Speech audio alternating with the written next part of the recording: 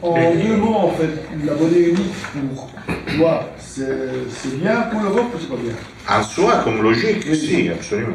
D'accord. Mais elle doit être mieux utilisée. Hein? Bah oui, mais pour moi, c'est moi qui la détienne. Mais je reviens alors à l'Italie. Jusqu'en 1981, était souverain d'un point de vue économique, financier. Mais il était en valet total des Américains, tout en étant souverain d'un point de vue de sa monnaie. Depuis 1981, il n'est plus souverain de sa monnaie. Et il est rentré dans l'euro en 2002. Alors, ce qui prouve, d'après moi, c'est la même chose, que de toute manière, quoi qu'on pense de l'euro, de la souveraineté monétaire, etc., tout dépend de qui détient les choses. Il y a un autre problème à considérer. Il y a 70 ans, ils ont fini une guerre mondiale qu'ils ont déclenchée contre des peuples vivants qui avaient créé un modèle complètement différent. Point. Dans des conditions historiques complètement différentes, au moins dans des conditions culturelles et je dirais de fibres humaines complètement différentes de celles d'aujourd'hui, dans lesquelles de toute manière la souveraineté nationale valait quelque chose. Aujourd'hui, si tu penses de pouvoir sortir du système exclusivement en créant un système alternatif, tu n'iras nulle part parce qu'il te l'empêche. Mais si tu bâtis petit à petit, comme des organismes vivants, de choses qui vont créer une alternative, tu maries un peu les Junger et Nietzsche là-dedans, dans une volonté de puissance qui peut te permettre, avec un mythe, de reprendre le tout. Mais tu dois reprendre le tout, d'après moi, du bas et des côtés, parce que si on se limite à faire un manifeste politique, économique, culturel et social pour aller quelque part expliquer que on fera des mesures que tu n'y arriveras jamais. Petit pas à la fois. Et le premier pas, ce sera lequel? Mais le premier pas, c'est, je pense, des expériences comme Gazapon. Oui, mais si et non, parce que si, bien sûr, mais c'est pas, attention, il y a là aussi, il y a des choses intéressantes à répondre, mais c'est pas le modèle. Je veux dire, parce que de toute manière, le problème c'est que on crée, un ensemble de choses qui sont très intéressantes, mais qui sont très tribales. Il n'y a pas que ça. Il faut aussi des choses qui ne soient pas tribales. Donc il faut aussi des choses qui soient, je répète, je me répète ce que je disais aux parents, qui soient de questions de catégorie sociale, enfin il faut créer quelque chose qui soit plus ouvert là-dedans. Parce que nous mettions tous à faire de l'économie, de la politique, de la culture autonome, c'est très bon, mais il ne suffit pas. Donc il faut organiser le peuple à tous les niveaux. Il faut des organisations populaires, il faut des organisations qui ne soient pas exclusivement auto-gratifiantes. Donc je pense qu'il faut, dans beaucoup de cas, l'exemple est plus là où vous aurez.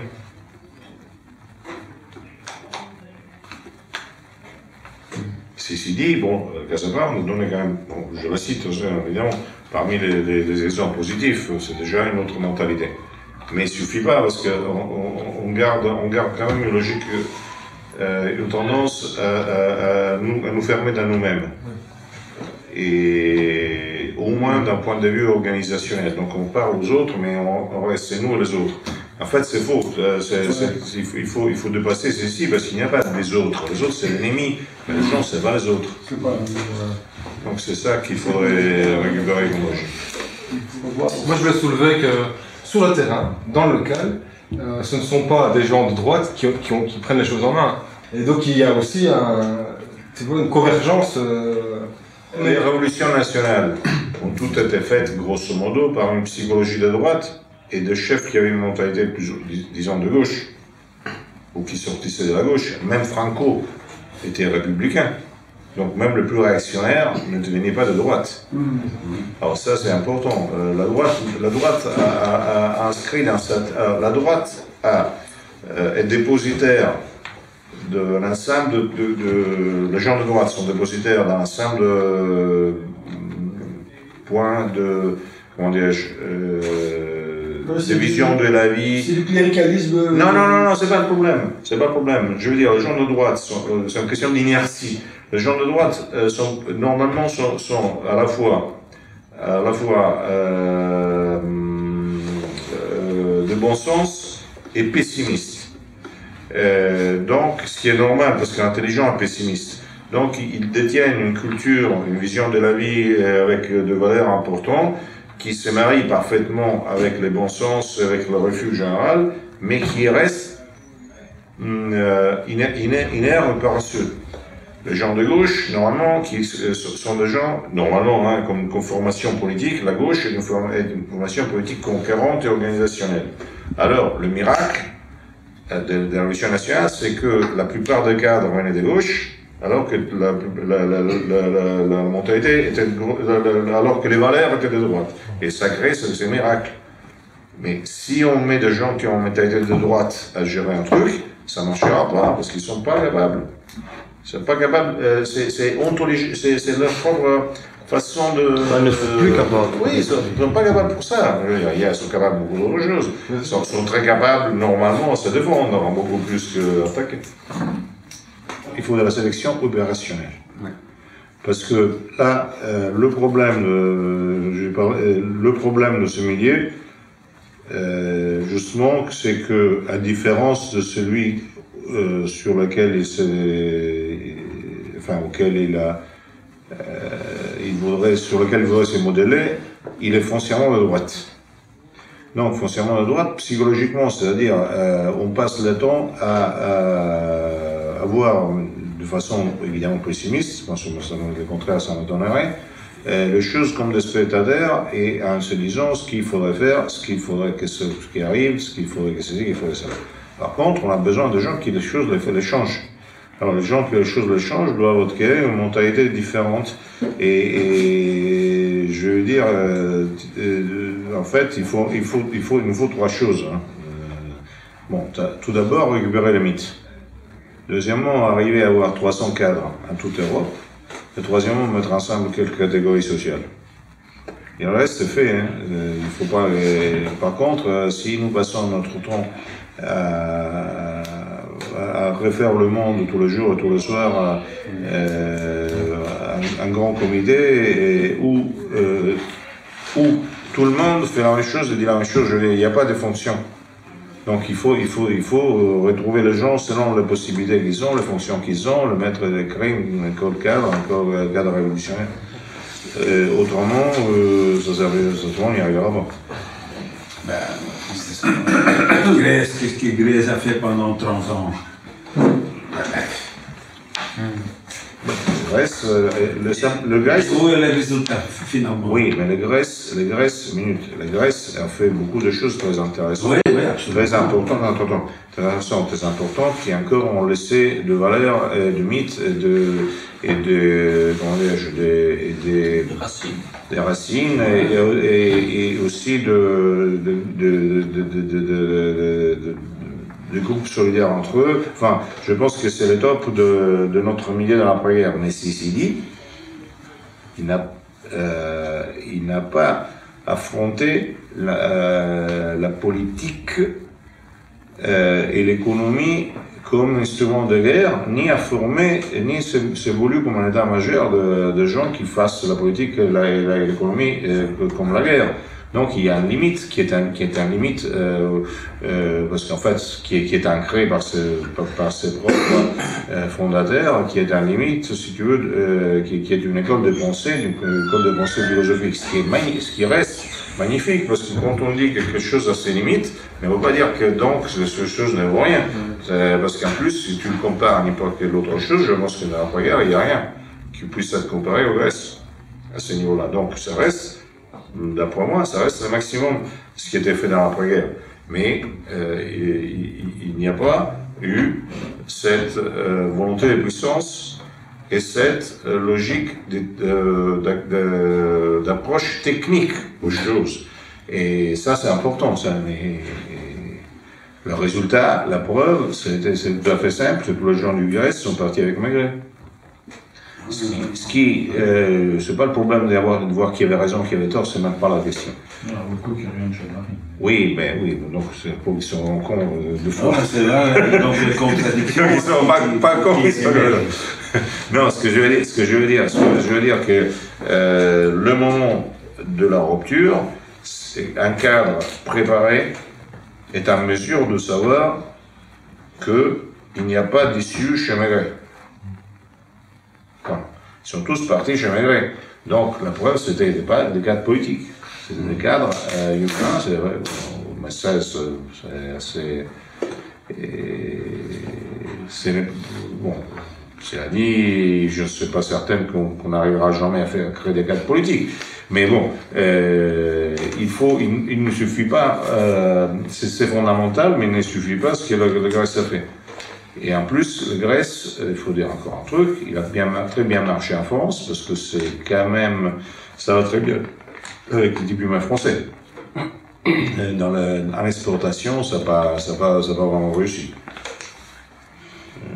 Je répète, je reviens là-dessus, je retourne, je souligne encore, c'est la meilleure chose qui a été faite dans la prière. Donc, c'est pas pour les déprécier ou pour dire quoi que ce soit là-dessus, mais bon. Ils ont quand même fait l'école de pensée, ils ont Absolument. Ils ont semé. Oui, ils ont semé. Tout à fait. Le travail qu'ils ont fait, ça. Tout à fait. Simplement, ils n'ont pas comblé cette gap. Mais bon, à la limite, on ne l'a pas demandé même pas. Quelqu'un d'autre aurait pu le dire, c'est pas parce que. Ça manquait quand même fameusement, l'école de pensée comme ça. Ouais. On était en plein sur son truc là. Si, mais ça, la question était une autre. Il disait justement, vu qu'on a eu la Grèce, donc bien, et qu'on n'a pas réussi quand même à créer des cadres. Alors, comment on pourra rester à la question? Donc, c'est pas maintenant de dire si je donne 19 sur 20, 20 sur 20 ou 18 sur 20 aux Grèces. La question, c'est que, effectivement, il n'y a pas eu ce genre d'approche. Bon, c'est pas le problème de se poser la question de le comment, du pourquoi, etc. On n'a pas eu. Donc, il faudrait ajouter ce genre d'approche. Ceci dit, c'est pas dit qu'on n'y arrivera jamais, hein. Mais ajouter, pas remplacer.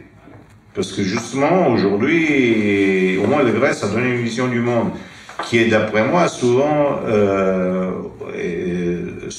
avec des côtés un peu trop français, dans le sens qu'il y avait un côté à la fois lyrique, esthétique et rationaliste, même dans la mystique. Donc, on pourrait même, à la limite, ne pas être toujours d'accord sur la façon, par exemple, de présenter le paganisme, parce que parfois le paganisme a été présenté d'une manière qui pour moi n'est pas du tout moyen, mais c'est pas, mais c'est un aspect. Voilà, c'est un point de détail, comme disait l'autre.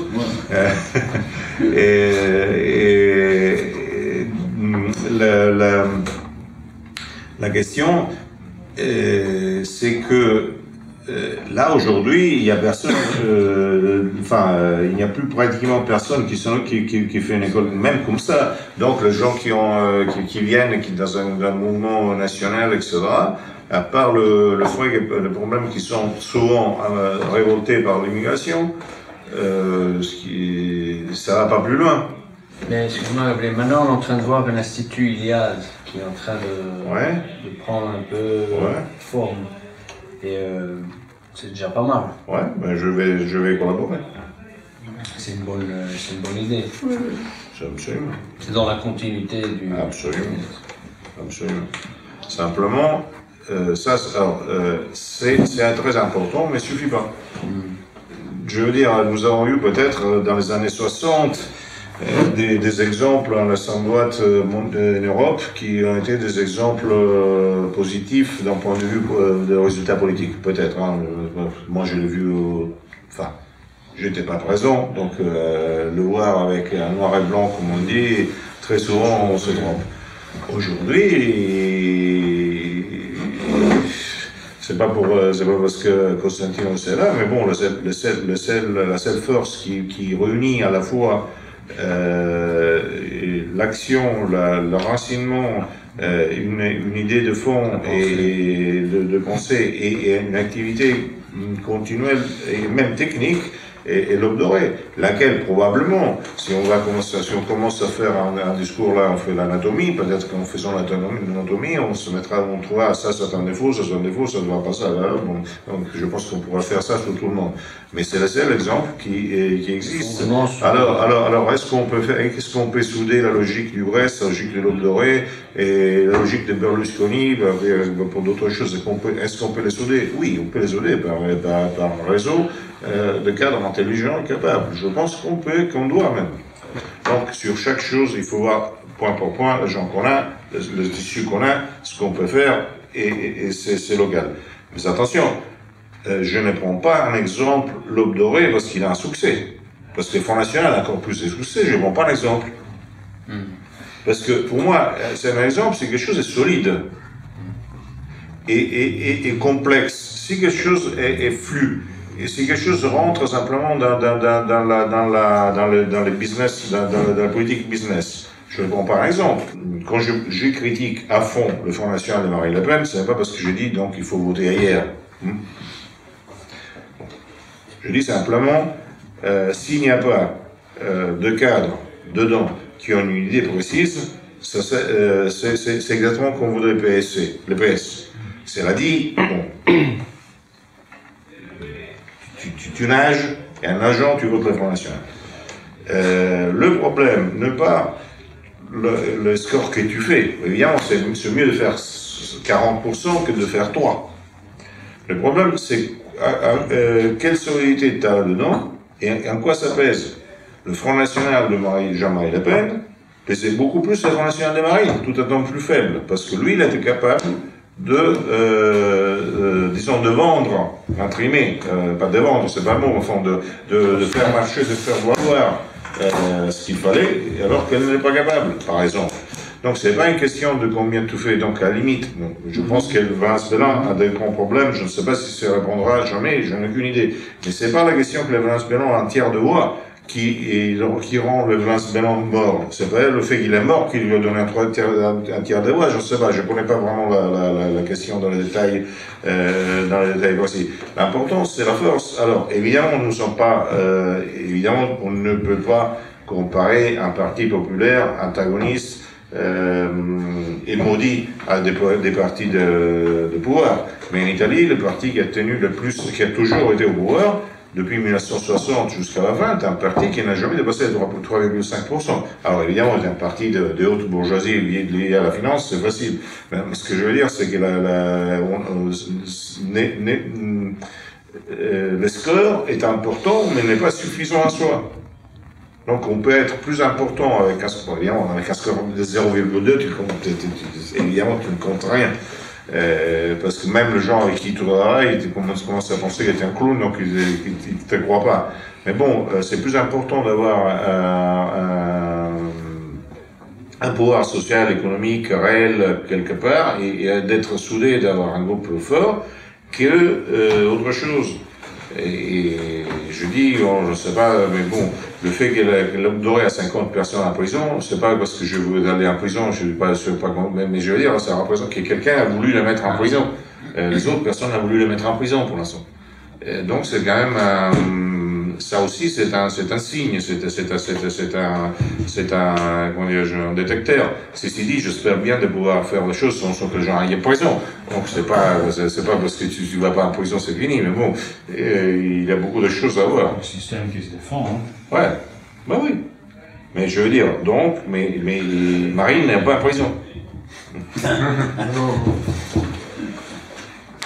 Ça résume bien Non, parce qu'elle a accompli aussi son devoir, comme tous les politiciens, d'aller en Israël et de... C'est même pas la question, je sais que c'est la question, mais c'est même pas la question. La question, Marine, je l'ai connue à 22 ans. Elle avait comme ministre de Californie.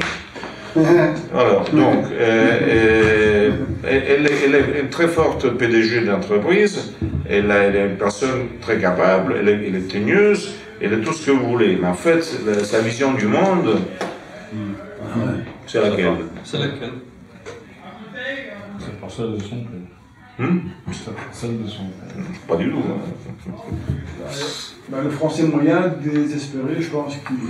Le français moyen, je ne pense pas qu'il croit tellement à ça. Je pense que les français moyens pensent très simplement que les gens qui sont là sont des abrutis, qui lui coupent l'argent à cause de tout parce que l'Europe le demande, et qui sont trop faibles vis-à-vis de l'immigration. Donc j'espère qu'il y a quelqu'un qui s'occupe de ces problèmes. Mais c'est pas ce qu'il dit. C'est parce qu'elle s'appelle Le Pen, c'est parce qu'il est Front National, parce que dans un temps, elle appelle plus de sécurité et plus de trucs sociaux.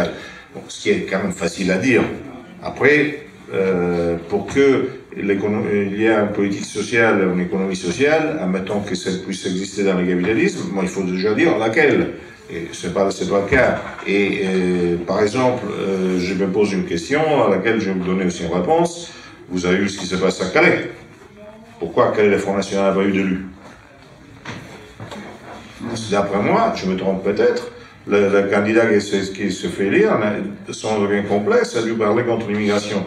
Et le type du Front National, avec plein de complexes, n'aura pas dû parler de l'immigration. Je ne le sais pas, mais je suis disposé à parier là-dessus. Parce que sinon, il n'y a pas de raison pourquoi à Calais, le Front National n'a pas passé. C'est ça, c'est sa position. C'est qu'il n'a pas fait de critique de l'immigration. Et alors, je veux dire, je connais ça, ça fait des siècles que je connais ça en Italie. Ça non, il faut avoir le courage de dire les choses qu'on pense. Il faut déjà les penser. Bon. Sur quelque chose sur laquelle c'est déjà quelques doutes. C'est compliqué. Non, moi je pense qu'on peut faire beaucoup de choses dans tout ce que j'ai entendu, en étant un petit peu alternatif, comme disait, c'était les gens de droite qui ont les idées, ce sont souvent les gens de gauche qui le mettent en pratique, comme il y a eu tout le mouvement écologique. Il y a beaucoup de bon sens, ça a été évidemment récupéré par l'extrême gauche, par la gauche, l'écologie. Mais moi j'habite dans un petit village, en Picardie, et je vois bien qu'en allant acheter les légumes chez un tel, les poulets chez un autre, on les achète comme ça. Je veux dire sans TVA, etc., le lait à la ferme, etc. Mais on fait peur aussi à ces gens, parce qu'ils disent il ne faut pas le dire, etc. Ils n'osent plus vendre le lait.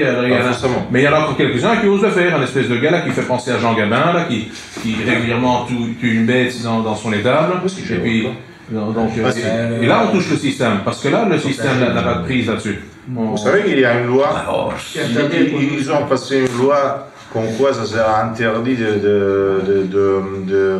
de cultiver son propre potager à partir de 2016.